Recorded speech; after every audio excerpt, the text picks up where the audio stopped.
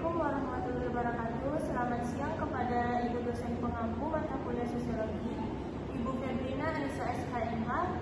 Baiklah, di sini kami akan mempresentasikan hasil diskusi kelompok kami yang berjudul Lemahnya Lembaga Komnas HAM dalam Peran Masyarakat. Sebelumnya perkenalkan, saya Rizka Rahmawati, NPM 22061 sebagai moderator.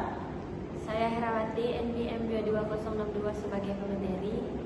Saya Muhammad Rizalmi, NPM 20084 selaku pemateri. Baiklah, untuk materi pertama akan dibacakan oleh Saudara Rizalmi. Kepada Saudara dipersilakan. Baiklah, saya akan membacakan bagian pertama, yaitu latar belakang. Komisi Nasional Hak Asasi Manusia atau Komnas HAM dibentuk sebagai lembaga negara independen berdasarkan Undang-Undang Nomor 39 Tahun 1999. Tujuan utamanya adalah untuk melindungi, menegakkan, dan memajukan hak asasi manusia di Indonesia. Namun dalam praktiknya, keberadaan Komnas HAM kerap kali dianggap tidak maksimal oleh masyarakat. Banyak pelanggaran HAM, baik yang bersifat sistemik maupun individual, tidak mendapat penanganan yang memuaskan. Hal ini memunculkan pertanyaan mengenai sejauh mana efektivitas Komnas HAM dalam menjalankan peran strategisnya sebagai penjaga HAM. Bagian kedua, perumusan masalah. Pertama, apa saja penyebab lemahnya peran Komnas HAM dalam masyarakat? Yang kedua, bagaimana dampak dari kelemahan tersebut terhadap perlindungan HAM Indonesia? Yang ketiga, apa solusi yang dapat dilakukan untuk memperkuat peran Komnas HAM? Bagian ketiga adalah tujuan penelitian.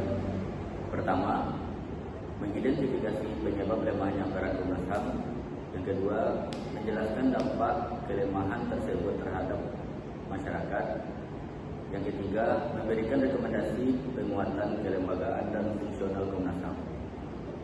Selanjutnya, materi kedua yang akan dibacakan oleh Saudari Herawati. Kepada Saudari dipersilakan. Fungsi dan kedudukan Komnas HAM. Komnas HAM merupakan lembaga independen yang memiliki fungsi untuk mengkaji, meneliti, menyebarluaskan, memantau, dan menangani pelanggaran hak asasi manusia.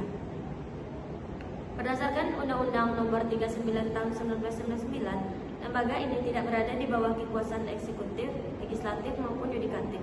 Meskipun demikian, pelaksanaan fungsi-fungsi tersebut sangat bergantung pada kerjasama dengan lembaga lain, terutama aparat penegak hukum dan pemerintah. Faktor lemahnya peran Komnas HAM. Yang pertama, tidak memiliki wewenang eksekutorial. Komnas HAM hanya bisa memberikan rekomendasi, bukan keputusan yang mengikat secara hukum.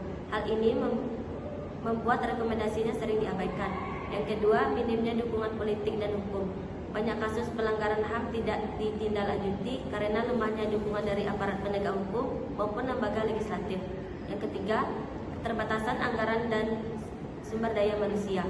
Sebagai lembaga yang menangani isu nasional, Komnas HAM memiliki keterbatasan dalam pendanaan dan tenaga ahli. Yang keempat, kurangnya sosialisasi kepada masyarakat. Kesadaran masyarakat terhadap fungsi dan peran Komnas HAM masih rendah, sehingga tingkat partisipasi dan pelaporan kasus HAM juga minim. Yang kelima, resistensi dari institusi negara. Banyak kasus pelanggaran HAM melibatkan aparat negara, sehingga penyelidikan Komnas HAM sering menghadapi hambatan birokrasi maupun politis. Dampak terhadap masyarakat. Yang pertama, menurunnya kepercayaan publik. Ketika pelanggaran HAM tidak ditindaklanjuti, masyarakat menjadi apatis dan skeptis terhadap lembaga negara. Yang kedua, rendahnya partisipasi masyarakat. Ketidakadaan kejelasan tidak lanjut membuat masyarakat enggan melapor atau menyuarakan hak-haknya. Ketiga, tidak optimalnya penegakan HAM. Tanpa peran aktif dan kuat dari Komnas HAM, pelanggaran HAM cenderung tidak mendapatkan keadilan. Solusi penguatan Komnas HAM. Yang pertama, revisi Undang-Undang Nomor 39 Tahun 1999. Diperlukan revisi untuk memperkuat kewenangan Komnas HAM, terutama dalam hal penindakan dan pemanggilan paksa. Yang kedua, penambahan anggaran dan SDM.